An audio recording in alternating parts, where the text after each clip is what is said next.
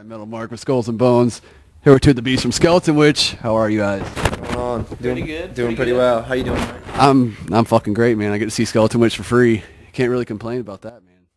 Well, this is the first time y'all been here since Breathing the Fire came out, and with the sophomore album, there's a lot of pressure, especially after the success that y'all had on the first album. Now that it's out, how do y'all feel about the response it's received so far? I feel really good. It's actually done.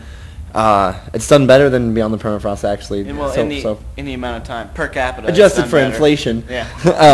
Yeah, it's done really well. I mean, we're proud of it. We wouldn't have put it out if we weren't. You know, I mean, I don't think we necessarily felt the pressure. Maybe we felt pressure of time constraints that we had to get it done a little, but we didn't feel the pressure of like, oh, is this good enough? We didn't really worry about that. We just did definitely what we do. You know, we just do what we do. Getting them done and getting into the studio, that we were pretty. We just had to do what we do a little bit faster, but we weren't worried about the quality of what we were doing. We had to stop being lazy for a little while. yeah, exactly. But it's done really well, so we're just gonna keep touring our ass off and people seem to like it, which is cool. Mm-hmm. I haven't heard anybody say it fucking sucks. So that's good. At least not around me. Probably has happened, but yeah, most people won't tell you that. In Europe, they would probably tell you that. Yeah. Like a personal favorite song on the album? Ooh, good. That's a good question. I like playing. What's the second one called? Longing for Domination. Mm-hmm. We don't play that one live, but I like practicing at home. I'm sure we will. I like Strangled by Unseen Hands. It's got that sweet 6/8 part at the end. We'll be playing that one tonight.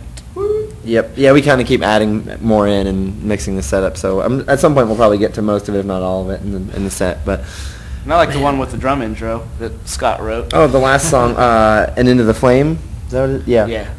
I like the Despoiler of Human Life. That and Repulsive Salvation, I think, are my two favorites. Y'all came out with the first video for Repulsive Salvation. Have y'all thought about a second song for a new video?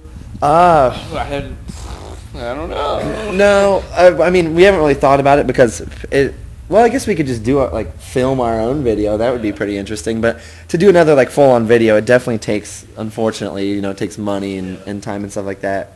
Time we have plenty of, or enough of. Videos? Yeah.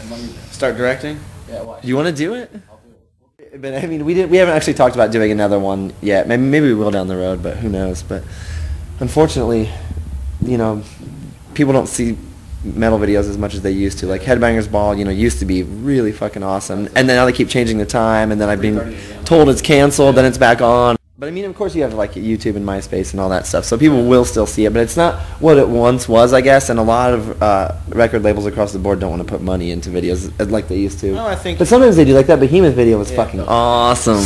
That was really fucking good. This kind of invalidates the point I was gonna make. But I watched that video a lot of times, and I was like, "This is the greatest video of all time." It's when they're eating a fucking angel at the end. There's feathers everywhere. It's got tits. It's got all kinds of stuff. I think that lots of people just will go into YouTube, watch a video one time, and be like, cool, and then they don't have any other use for it. I guess not that you ever have a use for a video as a viewer, other than just to check it out. Get stoked and enjoy it. But yeah, when they don't put the money and the time into it like they used to, you're limited to what you can even do. So you can't do some fucking crazy grandiose concept, and you end up with videos that are kind of just live performance, which is what the majority of them are. Because unless you're Behemoth. Yeah. Or Jimmy Borgir. Well done, Nurgle.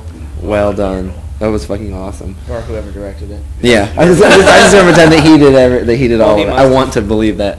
I think Inferno was the camera guy. Hell yeah, well, y'all are known as one of the craziest fucking live acts. Y'all stole the show at Scion last year, pretty much. So I'm just going to say, people were asking if y'all were ever going to come out with a live DVD. Oh, I'm sure we will at some point. I would like to. We don't have a specific plan. I got no answers for you today, Mark. We have some stuff. We've been collecting footage. That's what I was going to say. We have a guy who travels with us when not. We got a guy. Work permitting. And we hired a guy to come and tape the making of the album and the Saviors tour.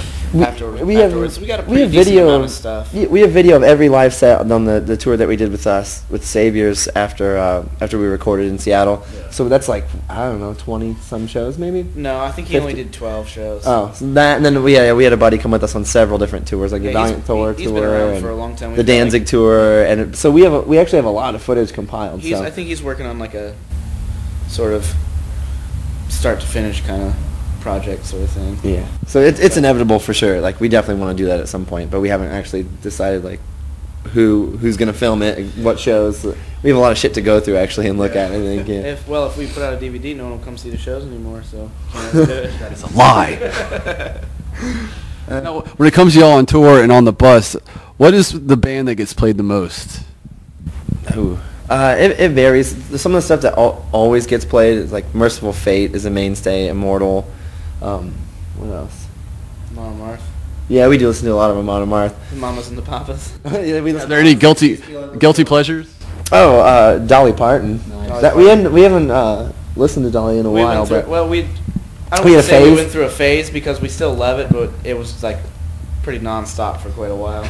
yeah, as like Nate would say, when you blow your skull apart with metal every night, sometimes you need a break from it, like when you're riding around or driving. Yeah. And I think Nate's favorite, and since he's driving everywhere, it's kind of his prerogative is the '60s channel on Sirius Radio, Nice. or just like a Or local Howard '60s Stern. station. Yeah, we do listen to Howard Stern too. Sometimes. But like new shit, we listen to liquid metal quite a bit, and new shit that comes out, we try to check it out if we can. Like if we know someone's, like we were listening to the Devil's Dozen. What was it, yesterday? Yeah. Yeah. Yeah. When we were Sitting around practicing. after practice, checking out shit. Yeah. Yeah, and the cool thing is that since we're on tour so much, we don't always have time to get new records or check it out. And a lot of times people will bring stuff to the shows like, dude, have you heard this yet? And they'll send us stuff to listen to on the road, which is always good. And we listen to CDs from bands that, like local bands or people that are set to the show. They're like, dude, this is my band, check it out. And Yeah, we always check them out. yeah, so we end up listening to a lot of just stuff that piles up that people give us on the road too, so that's always fun. Do y'all have a favorite city to play? Because y'all toured all over the place. Do you? Atlanta. Yes! Atlanta. I like San Francisco a lot. Atlanta. Yeah. Austin, Texas. Yep. I don't like going to New York, but New York is awesome.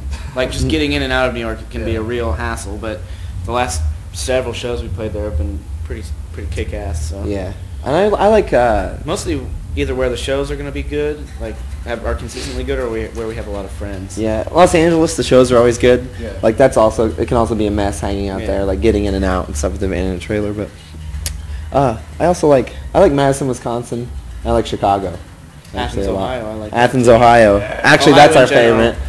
Athens, Ohio is our Cleveland, favorite. Columbus, and Atlanta's Athens. our second favorite. Yes. Yeah. For the last question, what is the best and worst thing about being in Skeleton Witch? Being in Skeletonwitch. Yes. That was the answer. The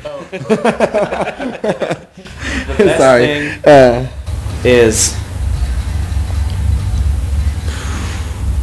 going on tour. Yeah, I think the best thing is for me is being in a band with like my friends, people I like, people that I genuinely like and have hung out with for so long and don't get tired of like. I mean, well, you have your moments where you kind of want to get out of each other's face, but it would be I'd be hard pressed to find anybody else I would rather have in the band, personality wise. Yeah. I don't think it would work very well with other people, even if they could play the parts right. Technical wise. So I think being able to play in a band with people that you really have fun with, like we're always having a good time on the road, and we see a lot of bands who don't. It's kind of sad. It's almost like they're doing it maybe because their band has some level of success and they don't want to let it go. So they're like, it turns into more of a job, for them. So that's my favorite part about it is hanging out with my best dudes. Meet people and just kind of have a carefree lifestyle. What's the worst part? Being a broke ass motherfucker. That's it. Yeah, that is definitely it. I don't know. That shit doesn't matter. I don't know if there really is a worst part. I guess if you had to come up with someone who's not seeing your like family and friends back home as much as you could, but I don't know. I don't think I ever really like, this sucks. You don't cry at night when you go to sleep in the van? Yeah. Because you wish you were home or something? No, I'm usually just hey guys, hey, fuck you guys. Yeah, and then like the one time we get a hotel, I try to wake you up and you're like, I'm sleeping in the fucking van. I'm like, it's 30 degrees, dude. That's why we got a hotel. Fuck you. Yeah, then you tell me to fuck off and like call me a bunch of names. That never happens. Yeah. Well, do you have any last words to the fans out there? Just thanks As for the always, support. Thank you. Yeah, for coming to the shows, buying the records, hanging out with us, whatever, any kind of support, because we're fucking metal fans too. Their new CD, Breathing the Fire, is out right now. Go get it. Support this band. Their video is out as well. I'm Metal Mark for Skulls and Bones.